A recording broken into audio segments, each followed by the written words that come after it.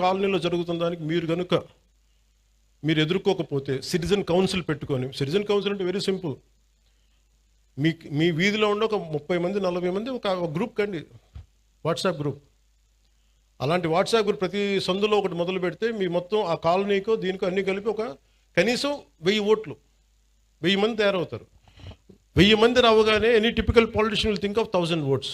ఎట్లా దానికన్నా స్పందిస్తారు. కోపం రాకపోవచ్చు పొలిటీషియన్స్కి అందరికీ, కనీసం 1000 ఓట్లు పోతాయేమో ఆ కాలనీలో, మనకి రావేమో, మనకి ఆ భానుగుడి జంక్షన్ ఓట్లు రావేమో అని చెప్పి కొంచెం చేస్తారు. అట్లీస్ట్ దాని ఉద్దేశం పెట్టుకో. సో అందుకే నాకు ఇది ఎందుకు చెప్తున్నానంటే, law and order, let us be very clear, we won't spare anybody. అలాగే ఈ వైసీపీ రౌడీ మొక్క కూడా చెప్తున్నా, మీరు ఇలాంటి ఎన్ని పిచ్చి వేషాలు వేసినా రేపు నుంచి నన్ను తిడతారు, నాకు okay.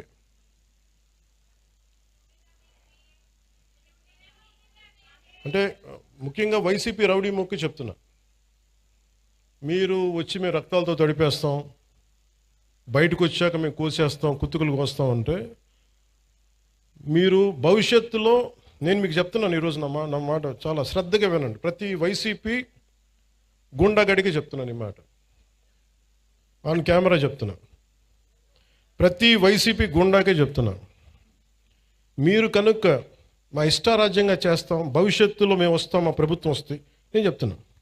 For example, for an argument sake, మీ ప్రభుత్వమే వచ్చింది అనుకుందాం, తొక్కి నారా తీస్తాను మీకు చెప్తాను, గుర్తుపెట్టు.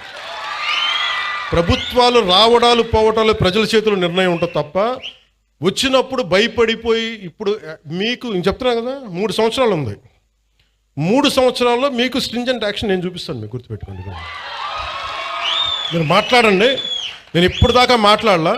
లా అండ్ ఆర్డర్ నాది కాదు అని చెప్పి కాము కూర్చున్నా. నా అభిప్రాయాలు కూడా సీఎం గారికి నేను చెప్పను, డైరెక్ట్గా నా అభిప్రాయాలు నేను ప్రజలతోనే చెప్తాను, నేను సీఎం గారికి కూడా చెప్పను.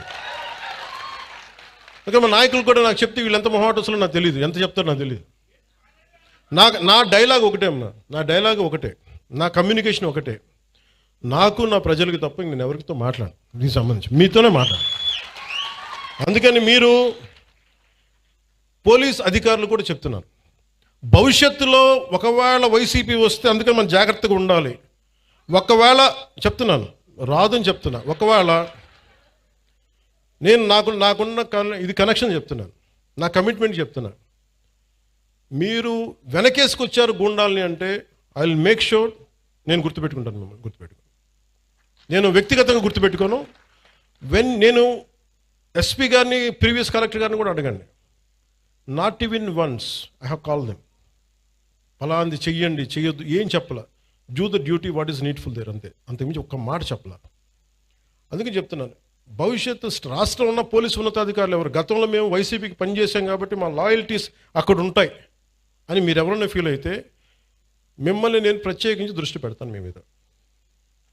అది మీరు ఏ స్థాయి అధికారులు, ఎందుకంటే నాకు వ్యవస్థల్ని నిర్వీర్యం చేసే ఈ రోజున దౌర్భాగ్యపు స్థితి పట్టుకొచ్చారు అందరూ కలిపి.